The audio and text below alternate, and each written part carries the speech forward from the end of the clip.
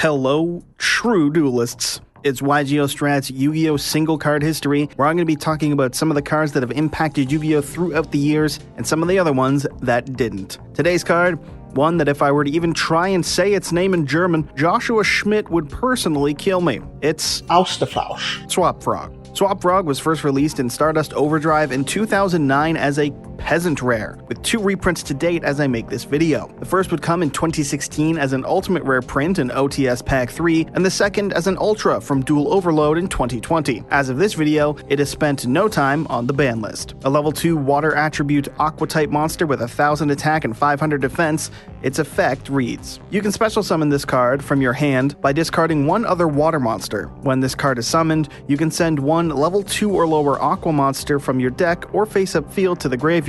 Once per turn, you can return one monster you control to the hand. You can normal summon one frog monster during your main phase this turn, except Swap Frog, in addition to your normal summoner set. You can only gain this effect once per turn. Who doesn't love frogs? Konami, that's who, because my boy Ronin is banned as of my making this video, and I will never forgive Sprite for it. But frogs in Yu-Gi-Oh! Have been around for a while, and Swap Frog is the best one that there is, or certainly the best one with frog in its name, and it's been great since its release. By the time Swap Frog debuted in 2009, frogs were already a thing in the game, most especially Treeborn Frog in popular Monarch decks at the time. Swap Frog made it for the easiest of fits to the deck, able to not only get Treeborn Frog into the grave to give access to free tribute fodder turn after turn, but Swap itself can be special summoned by discarding any other water monster. That could be anything from another copy of Treeborn Frog, another Swap Frog, maybe a Ronin Totem, or even something like a Mobius the Frost Monarch if the situation called for it. Swap also helped the Monarch strategy with its bounce effect, a simple one that allowed for more plays than you might initially think. A common enough play was to summon Swap Frog, bin the Treeborn, and then bounce itself to make a clear board so that you can threaten Gores on the opponent. But there's 2 things about Swap Frog's bounce for the bonus normal summon that make its plays a little bit more interesting. The first is that you can use the effect more than once per turn, but only once while it's face up on your field, meaning if you special summon Swap, bounce itself to gain a bonus frog summon, you can then use your regular normal summon to summon a Swap Frog a second time, and then you can use its bounce effect again to send a second frog, since it's a soft once per turn. Now, doing so will not get you 2 additional normal summons, you'll only be getting 1 bonus summon of a frog per turn, but you can keep bouncing it if you're able to manipulate the board presence and get it on and off the board again and again. And you also don't have to bounce itself. You can bounce, say, a Monarch that you've already summoned to get it back into the hand in order to summon it out again. You could maybe bounce a copy of Gores to put it back in your hand so that you can threaten the beater out if you ever get a clear board. And for the truly enlightened among us, you can yoink an opponent's monster with something like, say, Brain Control or Change of Heart depending on whatever format you're playing in, and then bounce their monster to their hand to get that bonus normal summon. And just because I'm pretty sure it's the only chance to say this in the game's history, Frognarchs are the only point in the game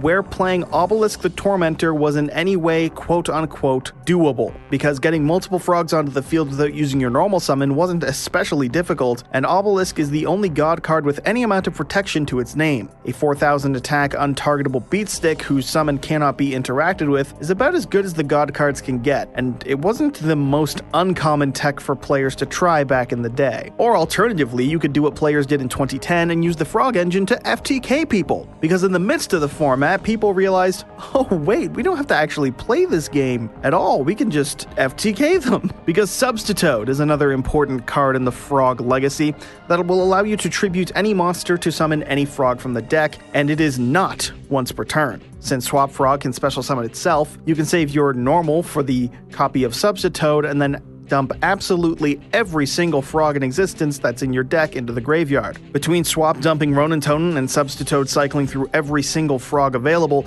it was incredibly easy to get out 20 frogs between your field and your graveyard. That's a relevant number because Ronin can banish all the frogs in your grave to summon itself out over and over again, and because for some godless reason, Konami printed Cannon Soldier as a spell card. Mass Driver is a continuous spell that lets you tribute a monster to deal 400 damage, and is also not once per turn. So if you get to those 20 frogs and you have a Ronin and you skill open Mass Driver, you can just win the game outright. which is a 3-card combo really: Substitute, Mass Driver, and the means to get a second monster for tribute for the Forbidden Froggy, or the one that should be forbidden as far as I'm concerned. And despite needing multiple pieces to pull this off, the deck had a number of means to get to them, maxing out on copies of cards like Card Destruction and Hand Destruction at the time to turbo through the deck. It also played the likes of Moray of Greed to cycle its cards, and even 1-for-1 to get an extra copy of Substitute on top of having access to it without even using your normal. The deck was pretty damn consistent for its time. And worse than that, it didn't always need to go for the FTK, because while most of the frogs are yucky to draw into, the deck could easily pivot into playing a Frognarch type build by siding in some copies of Light and Darkness Dragon, or even a Synchro package through the use of Quick Draw Synchron. And there you go, now you're not playing an FTK deck, you're just doing Frognarch shenanigans. The deck was cheap as it was popular,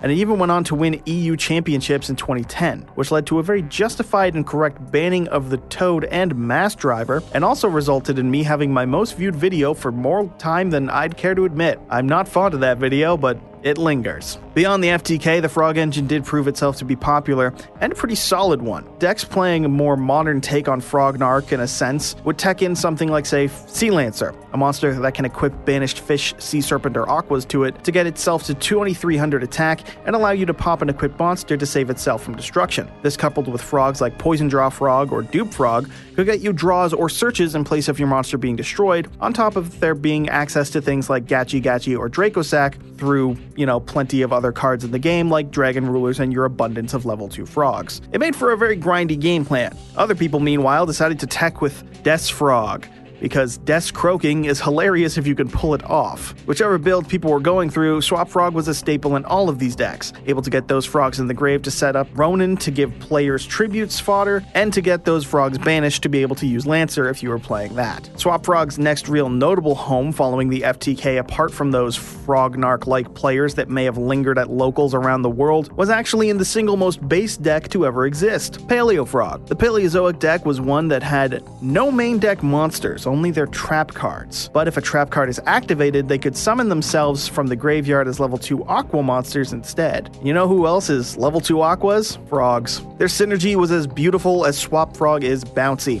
and with Paleo Frog growing as a popular deck after the release of not just the Paleozoic cards, but especially Totally Awesome, it proved itself to be a very strong rank 2 for frogs, and a very strong deck in the metagame. Even with the rise of Zodiac decks in 2017 and their claim on the meta by and large, Paleo Frog became a strong alternative deck, with the deck's lack of monster reliance having a good matchup against the common Zodiac end boards. And thanks to the deck's natural synergy with generic traps, this was a time where Mirror Force was not only playable, but actually good. For the last time as I'm making this video, it's been a minute since Mirror Force was even worth considering. And because it was trap good stuff with frog abuse, the deck could easily play a 60-card variant as well, to abuse that grass looks greener. Ronin banishing frogs to summon itself for free rank 2 material was a role it had been doing since the release of Xyz, and Paleo traps wanted to be in the grave to be able to summon themselves out in response to other traps being activated, be that yours or your opponent's, which made grass the easiest of fits for the deck, and had the benefit of either milling 20 if you played a opponent's playing 40 cards, or was just a solid matchup against other 60-card decks. Infernoid with no graveyard can be a pretty tough time when no one gets to activate grass, but Paleo gets to set 3 to 5 cards regardless of how many are in their grave. Swap Frog's home was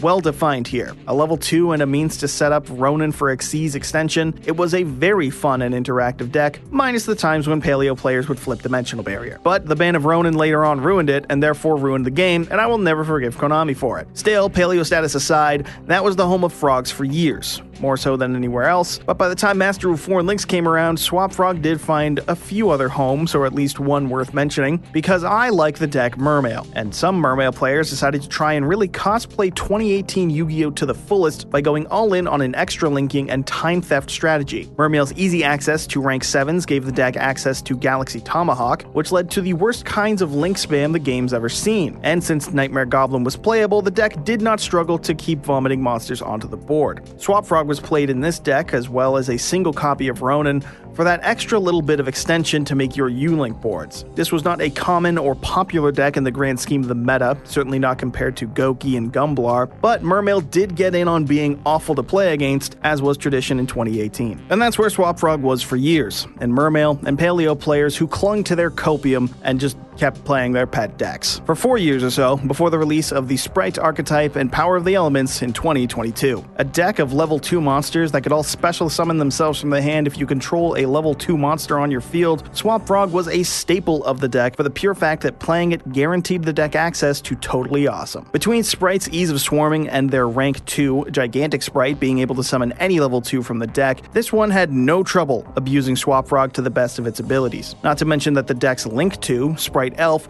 could quick effect revive a rank or level 2 monster from the grave as a quick effect. When going first, the deck could revive a Swap Frog sent off of one other Swap Frog to bin a Ronin Tonin and then use the 2 swaps on board to make Toad. This gave the deck easy access to Toad on turn 1, and since Elf's effect can revive a rank 2 so long as the opponent controls a monster, it meant tributing Totally Awesome to negate a card from the opponent would put it in the grave to be brought back with Elf, getting 2 negates from 1 Toad, on top of the potential recovery of a water monster to your hand depending on what your grave looked like. And when it was all said and done, Ronin had an abundance of Swap Frogs in the grave to use as easy fodder for Xyz plays and Link plays. This made the deck an incredibly strong one, right out of the gate, tier 1 alongside danger tier limits. It also meant a swift ban to Ronin Totem due to the rampant abuse of this deck, which is nothing short of a tragedy, and I will never emotionally recover from it. That didn't stop Sprite players from playing Swap Frog, however, with it remaining a staple of the deck, for the previously mentioned ability to send Swap to the grave off of one other Swap Frog and then revive your second swap with Sprite Elf. You still got access to that same Totally Awesome play, you just had less Ronin spam for the follow-up. And as the format grew and the Ishizu cards would give us things like the Ishizu cards, Tirshizu's game-warping format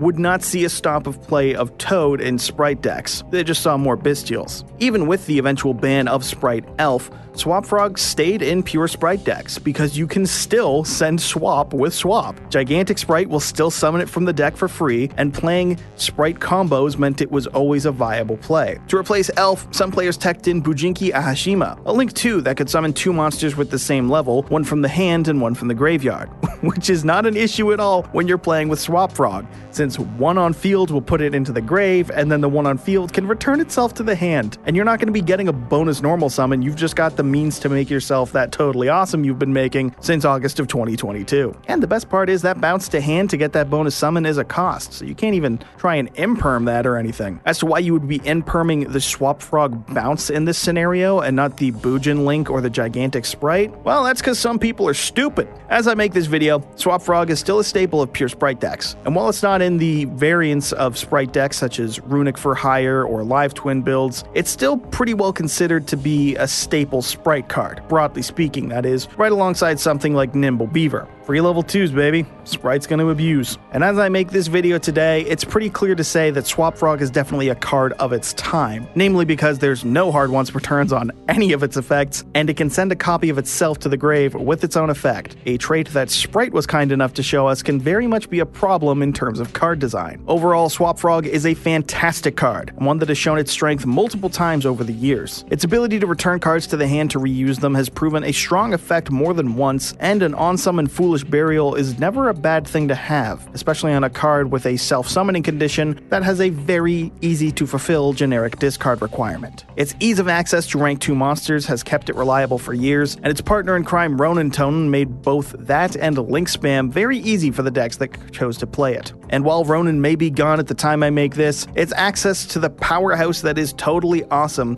has kept Swap Frog notable, if nothing else. It's also a frog, so it's like 12 out of 10 card design right there. You love to see it. And so that's our look at Yu-Gi-Oh! Single card history, Swap Frog. Stay tuned for our next video, and feel free to suggest some cards to review or what type of video you'd like to see. Don't forget to like, and as always, subscribe to YGO Strats to impress your smokin' Italian wife, and so you too can be a true duelist.